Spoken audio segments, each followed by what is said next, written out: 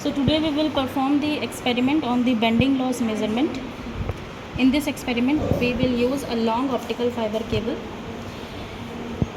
Why we use the long optical fiber cable? So that we can easily rotate the number of turns on this mandrel. This mandrel is used for rotating the optical fiber cable.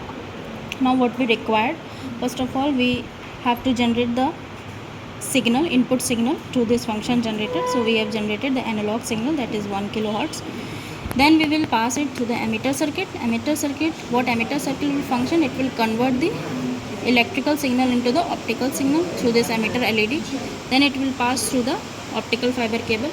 After that, detector circuit will convert this optical signal then back into the electrical signal, and at last, that is the amplifier circuit, it will amplify the signal.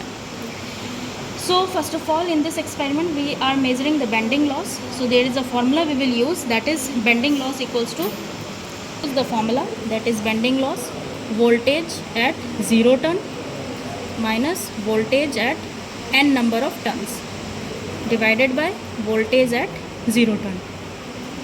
So first of all, voltage at 0 turn means when we have not rotated the optical fiber cable, when we are not dealing with any turn. So at that time our voltage, that is 2 point like this.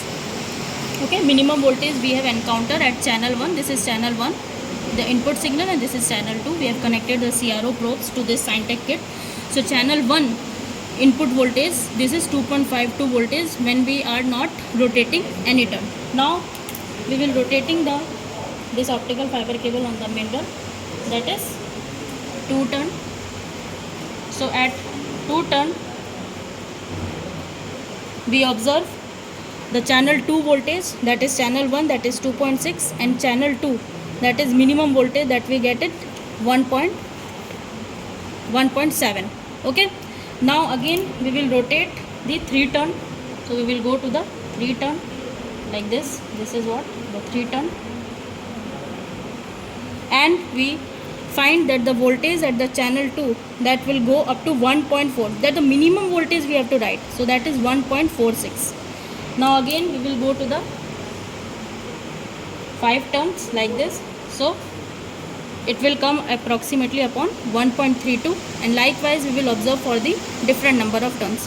So what we will observe, that at different number of turns the bending loss, the value of bending loss should be decreased, because at 1 turn there will be interference is less. So that's why bending loss here is 28.7%.